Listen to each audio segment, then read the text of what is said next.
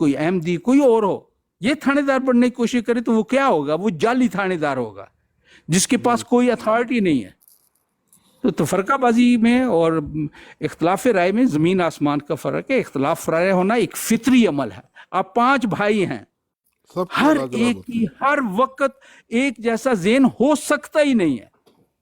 ہاں اگر تمہارے والد یہ کہتا ہے کہ آپس میں تفرقہ نہ کرنا, لڑائی نہ کرنا, اس کا یہ مطلب نہیں ہے کہ کسی کو گوبھی پسند ہے تو باقی سب کو بھی گوبھی پسند ہو, کدو شریف کے پاس نہ جاؤ. او بھائی نہیں, یہ مفہوم نہیں ہے.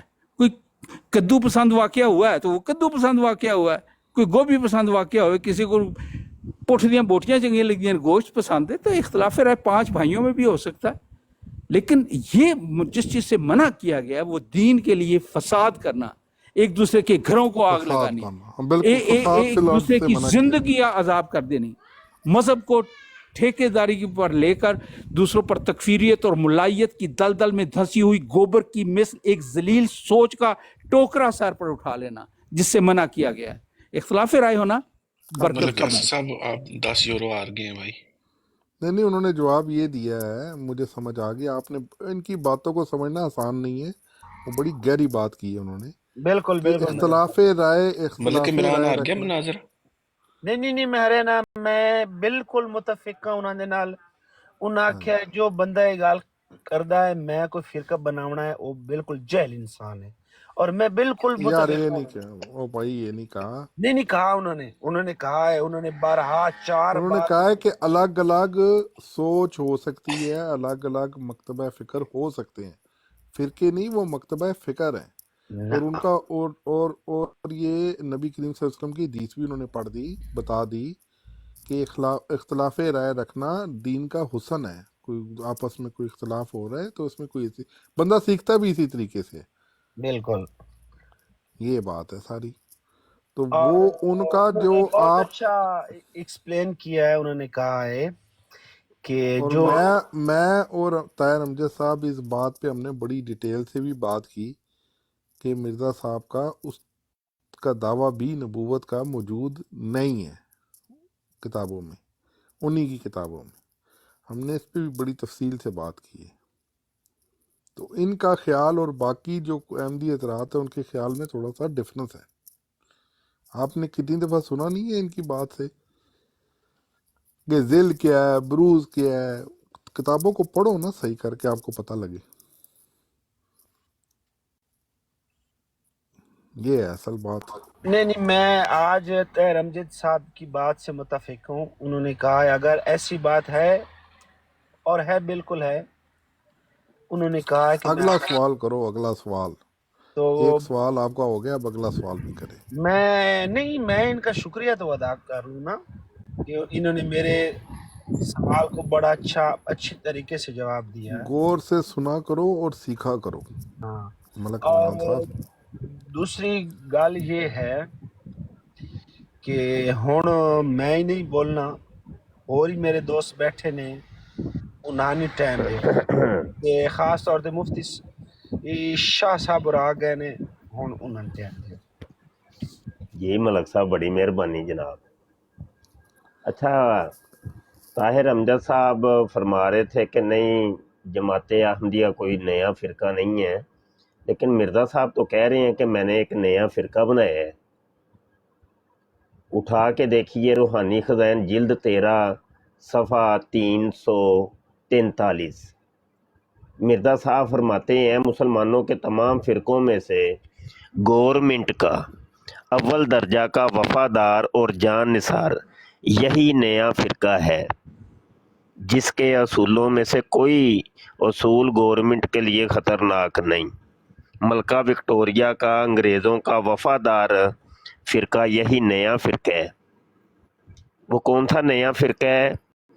ایک دوسری جگہ پہ کہتے ہیں روحانی خزائن جلد 13 صفحہ 337 کے اوپر, بحضور نواب لیفٹیننٹ گورنر بہادر دامہ اقبال ہو چونکہ مسلمانوں کا ایک نیا فرقہ جس کا پیشوا اور امام اور پیر یہ راکم ہے. اس فرقہ جدیدہ اور نیز اپنے تمام حالات سے جو اس فرقہ کا پیشوا ہوں حضور لیفٹیننٹ گورنر بہادر کو آگاہ کروں وہ کہہ رہے ہیں میں نیا فرقہ بنا رہا ہوں، میں اس کا پیشوا ہوں، امام ہوں، پیر ہوں۔ پھر ایک اور جگہ روحانی خزائن جلد 15 صفحہ 493 کے اوپر کہتے ہیں، اور یہ نیا فرقہ مگر گورنمنٹ کے لیے نہایت مبارک فرقہ برٹش انڈیا میں زور سے ترقی کر رہا ہے۔ تو آپ تو کہہ رہے تھے وہ کوئی ہم نے فرقہ ہی نہیں بنایا، فریق بنایا ہے۔ فریق اور فرقے کے اندر زمین آسمان کا فرق ہے۔ فرقہ یہاں پر لغوی طور پہ استعمال ہو رہا ہے یا اصطلاحی طور پہ ہو رہا ہے؟ اس اصطلاح شرع کے اندر اس کو کیا کہیں گے؟ ہاں جی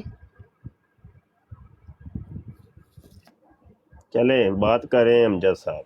نہیں مفتی صاحب، انہوں نے اس سوال کا جواب انہوں نے دے دیا تھا کہ پہلی بات تو یہ ہے کہ یہ ہے نہیں، لیکن ماشاءاللہ آپ نے وہ حوالے نکال کر دے دیے ہیں۔ تو انہوں نے کہا ہے اگر کوئی ایسی بات کرتا ہے کہ قرآن پاک کے اگینسٹ ہی کوئی جا رہا ہے نا، کیونکہ قرآن پاک میں تو لکھا ہے کہ فرقے نہیں بنانے، تو انہوں نے کہا ہے اگر کوئی یہ کہتا ہے تو وہ جاہل انسان ہے۔ تو میں بالکل انہوں نے جو جواب دیا میں اس کے ساتھ متفق ہوں۔ تو ابھی ہاں جی ٹھیک ہوگا، مطلب یہ کہ آپ یہ کہہ رہے ہیں ملک صاحب کہ مرزا صاحب جاہل انسان تھے۔ نہیں، میں آگے پھر میں اتنی کیسر صاحب کیونکہ ایک خاص نیچ تک بات پہنچ گئی ہے اور میں جی اسلوب سے جی واقف ہوں سب کے، اب محل اس محفل میں بیٹھنا میرے جیسے فقیر کا غیر ضروری ہے۔ آپ ان سے فیض یاب ہوں۔ ایک بات سارے ذہن میں رکھیں کہ کسی کے جھوٹے خدا کو بھی برا نہ کرو۔ جو تم دوسرے خدا کو کہتے ہو، جس کسی کا جھوٹا معبود ہے، وہ دراصل تم اپنے اللہ کے اپنے معبود کے بارے میں کہتے ہو۔ کسی کے جھوٹے نبی کے بارے میں کہو تو سمجھو کہ تم دراصل اپنے ہی نبی کے بارے میں بات کر رہے ہو۔ دوسرے کے اکابر کے بارے میں کہو تو دراصل تم اپنے ہی اکابر کی توہین کر رہے ہو۔ یہ اس مساویانہ اور برابری کے حقوق پر سطح پر کوئی بیٹھ کے بات کرنا چاہے تو بہت اچھا ہے، لیکن جو بدتمیز بد تہذیب ہوتے ہیں اور ان کا منشا جو ہے، اور نہیں میں کسی پر الزام نہیں لگا رہا، میں ملک الزام صاحب نہیں ان کو لگا بات کرنے دیں، عمران ملک صاحب ان کو بات تو پوری الزام نہیں کرنے لگا دیں رہا، نا، لیکن بات جب ایک کرنا چیز تو ان کا کا حق ہے۔ ایک پیکٹ ہو، گفٹ باکس ہو، اس میں پتہ ہو کہ اندر کیا ہے، تو اس میں ایکسائٹمنٹ آپ کو ہو سکتی ہوگی، مجھے نہیں۔ میں جانتا ہوں کہ جب میں نے یہی کہا کہ علامہ اقبال نے جب یہ کہا کہ اے ہند تیرے سر سے اٹھا سایہ خدا، ہاں ہاں تو اس کا پھر جواب دیں۔ پھر وہ ملکہ برطانیہ کو خدا کا سایہ سمجھتے تھے وہ؟ آپ ان کو شاعر مشرق اور مفکر پاکستان کہتے ہیں؟ یہ تھوڑی سی مثال ہے دیگ میں سے، اس میں بہت سارے عرصوں پر جایا جا سکتا ہے، بہت سارے اور جو ہے روحانی منازل طے کی جا سکتی ہیں، قصیدہ غوثیہ کھلا جا سکتا ہے، لیکن اس سے کیا ہوگا؟ کچھ نہیں۔ میں نے اپنی بات کی کہ فرقہ بازی، ولات تفرقو اور ایک فریق بننا، پارٹی بننا، اس میں زمین آسمان کا فرق ہے، اس میں دہرانے کی ضرورت نہیں ہے۔ اختلاف رائے امت میں برکت کا باعث ہے۔ رسول اکرم صلی اللہ علیہ وآلہ وسلم کا، قرآن کا میں یہی مفہوم سمجھا ہوں کہ کوئی بریلوی ہو، دیوبندی ہو، اہل حدیث ہو، اہل تشیع ہو، احمدی ہو، عیسائی ہو، یہودی ہو، کوئی بھی ہو، یہ تعارف کے لیے نام ہے۔ اگر آپ میں انسانیت ہے تو آپ انسانوں کی طرح بات کرو گے، اگر اندر حیوانیت ہے، شیطنت ہے، تو ڈزنٹ میٹر کہ کیا نام ہو، اندر مال وہی رہتا ہے، لیبل جو مرضی لگا لو۔